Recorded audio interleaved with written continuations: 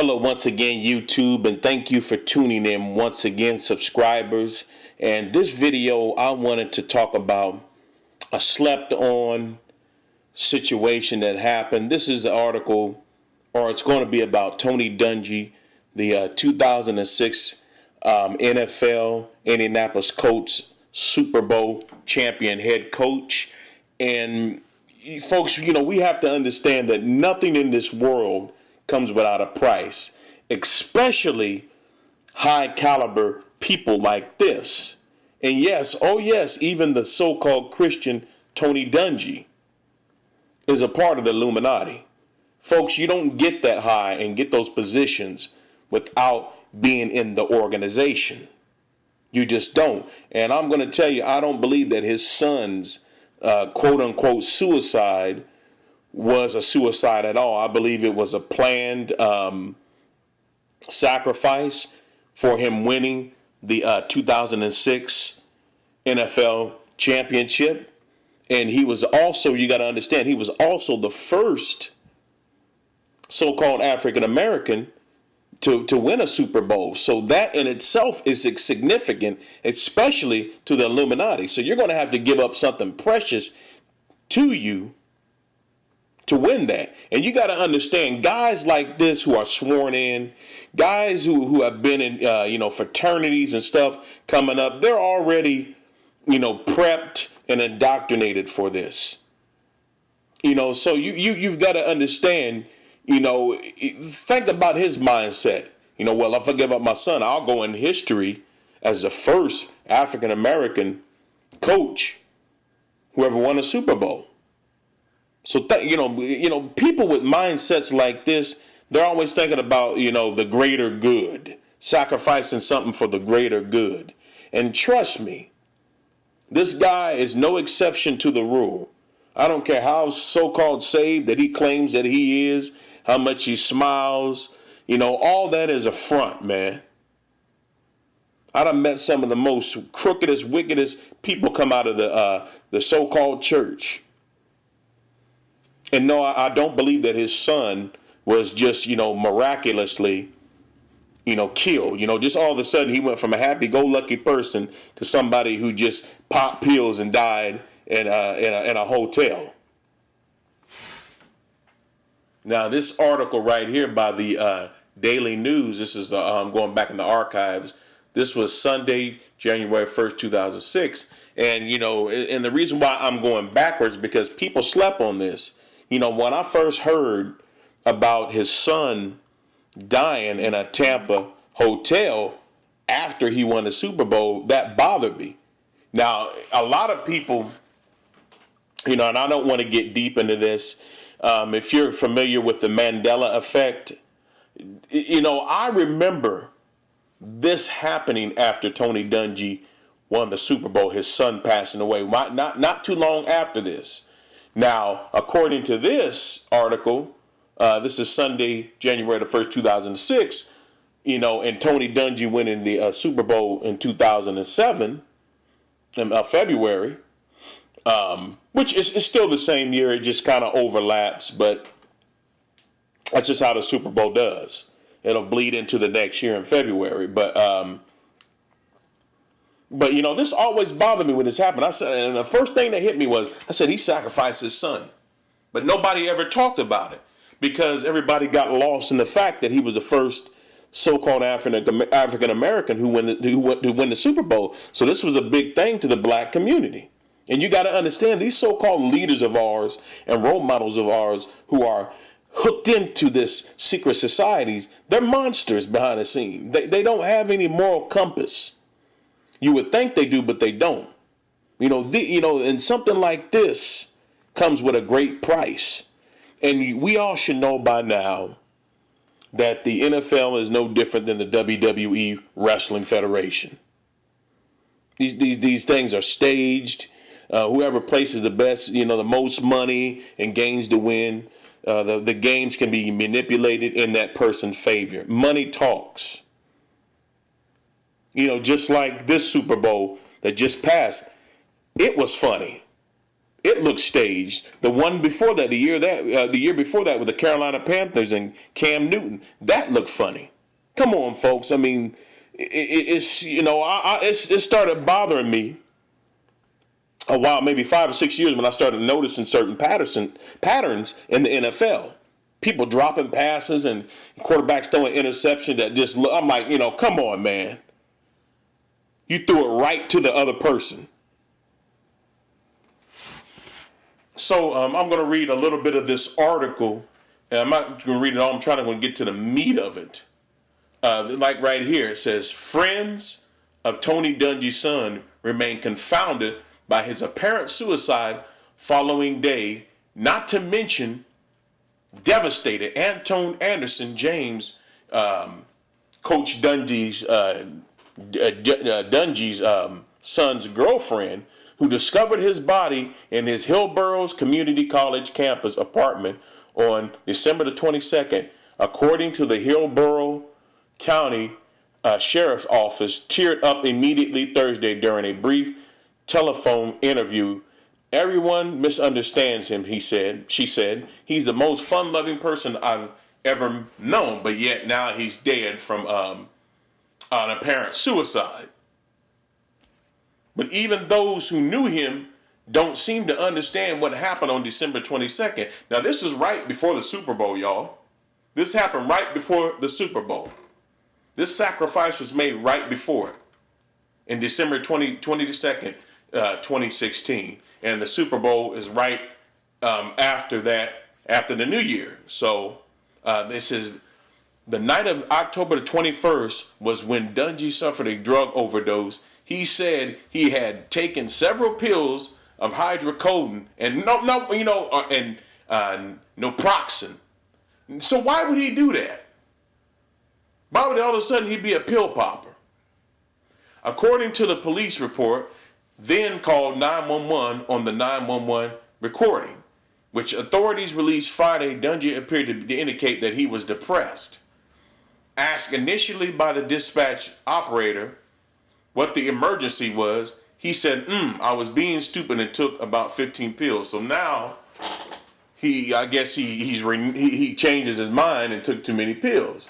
His next words were suggested that he'd been in touch with his mother, Lauren, and my mom told me to call you guys so I can get my stomach pumped. Excuse me. The pills Dungy took are powerful painkillers, while naproxen, the active ingredient in Aleve, is obtainable over the counter in certain strengths. Hydrocodone is a heavily regulated and potentially addictive narcotic requiring a prescription. In the remainder of the 911 call, Dungy detailed his symptoms. His stomach and throat were burning. He said, I feel like I'm about to pass out, and then called out to a police officer he saw nearby. Now, I remember when this happened. I don't remember this police dispatch. I could be wrong. Maybe this was recorded. Maybe it wasn't. I just don't remember that. The 18-year-old was taken by the ambulance to an area hospital, and the sheriff's deputy completed a report to have him evaluated under the Baker Act, the Florida law under which authorities can seek examinations of people who may be a threat to themselves. What happened next is unclear.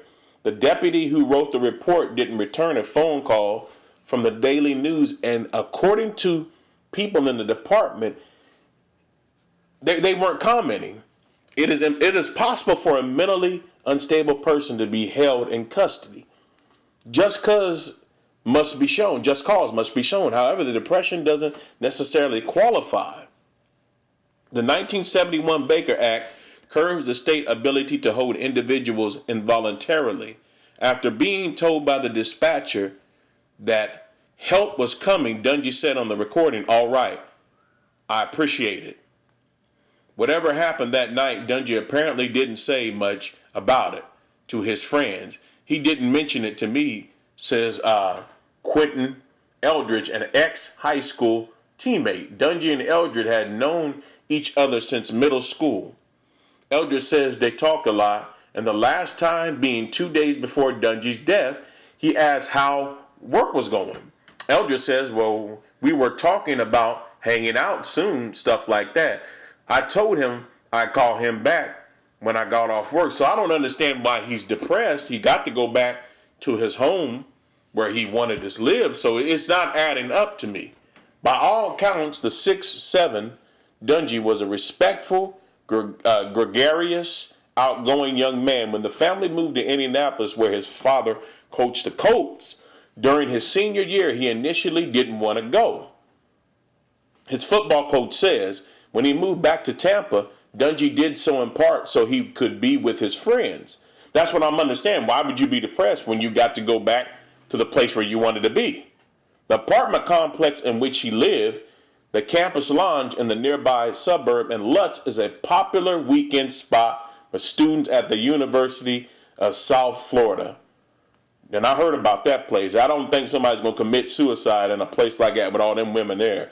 Dungy's plan was to transfer from there an ABC student in high school. Mark Cantor says Dungy was enrolled in Hillsborough Community College, and he was said to be ultimately interested in a degree in criminal justice technology. Although he told Cantor in their conversation that he was in line for a job, Dungy didn't say what it was. His girlfriend discovered him in his apartment in the wee morning hours of December 22nd after she returned from a 10-minute walk. That's kind of weird to me. I don't know about that. It seems a little weird to me. Antoinette Anderson did not discuss what happened on the telephone, and police have not divulged what they learned from the 18-year-old at the scene. Now you see smoke and mirrors now. The official cause of death plus a 911 tape from that night won't be released for several weeks after toxicology and tissue tests are completed.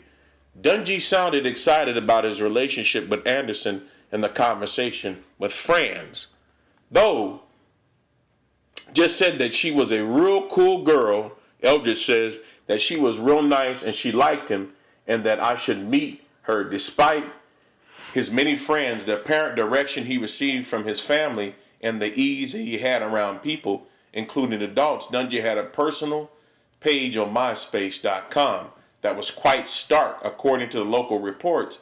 It included sexual images, references to weapons and marijuana, an anti-police epithet, fuck the police, and the allusion to an illicit lyric N, or I guess the N-word. But man, a lot of so-called young African Americans feel that way. I mean, damn, you're only going to take so many losses from the police and not feel some way. So that's not nothing out of the norm. And sexual image, especially a 19-year-old boy, he's going to be that way. He's going to have sex, but now they're trying to dirty up his image. They got to do that, of course. A rap song and a photo of Dungy with his face obscured by a black bandana. The page had since been taken down. All of this is seemingly impossible to reconcile, and yet it's not unheard of. There are 4,000 suicides by people under the age of 25 nationwide. I'm not going to, read all of this. Let's see if I can. The question, of course, is how is one to know? For those who are unaware at the time of Dungy's October 21st incident, it is surely a heart-wrenching riddle, the MySpace. I really don't believe this. I believe he was sacrificed for the NFL victory and for the status of Dungy going down in history as the first so-called African-American to win an NFL championship. I really believe that's what happened. It's always somebody committed suicide. It's always an overdose. It's always they were depressed. It was always leukemia, or it was some type of injection. It's it's the person gets sick all of a sudden. I really believe that this was a sacrifice, and it was slept on. Everybody kind of got caught up in the Super Bowl and it being the first black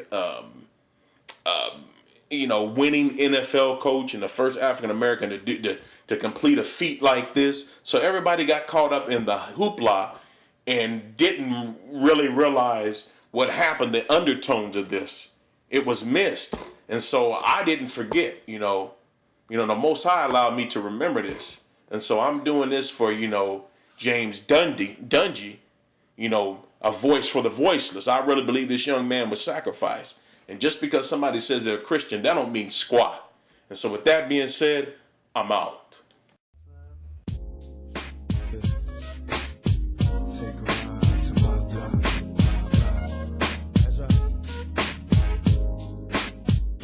They got a nigga shedding tears, reminiscing on my